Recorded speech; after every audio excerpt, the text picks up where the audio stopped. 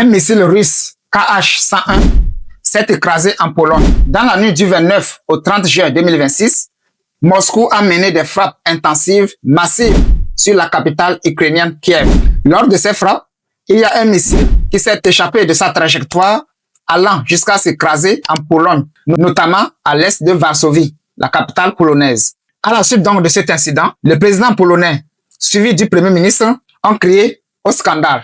Ils ont appelé de l'aide, du renfort du côté de l'OTAN.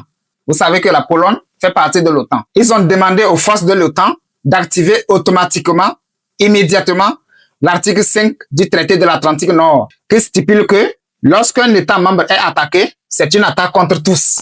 Et dans ce cas, cet article prône la défense collective. Mais à leur grande surprise, la réponse du secrétaire général de l'OTAN, Mark Rutte, a été radicale, très ferme, sans débat. Ce qu'il faut retenir de cet incident, l'incident n'a fait aucun dégât, puisque le missile est tombé dans un champ. Donc, pas de dégâts.